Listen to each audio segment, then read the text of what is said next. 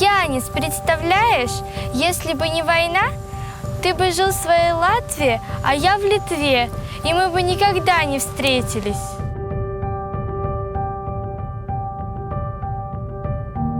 Тетя Вер, проснись.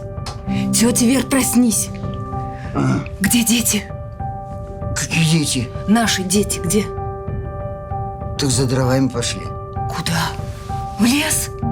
Ну, ясное дело, в лес. Где еще дрова добывают? Они все ушли, что ли? Ну, ясное дело, все. Что тут без дров-то сидеть? Макарка?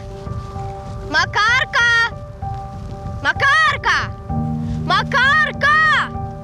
Ах ты ж окаянный!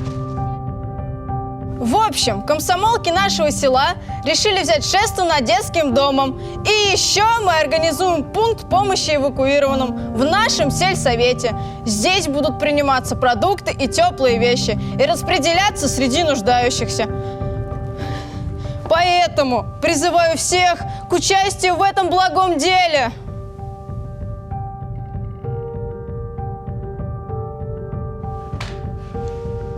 Молодцы, кызлар. Шундай ауыр вакытта битараф булмаугыз үшін молодцы. В такое тяжелое время за то, что не равнодушные, молодцы. Вот, да. И вы, бабеньки, тоже молодцы. Страна у нас большая. Значит, там чужих нету. Все свои, понимаешь? Да. Ох, нету покою. Опять нету покоя.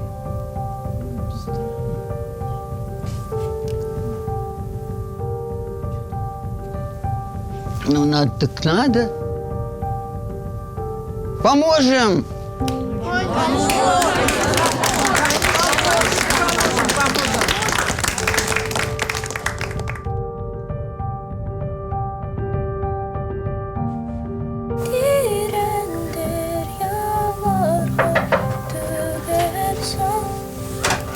Ольга Александровна, Хельма Ериховна, у детей жар, 2 группы.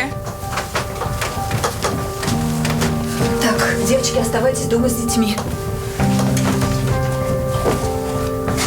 Куда ты, глупая?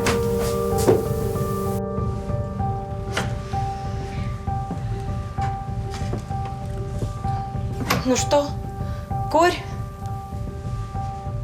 Тиф.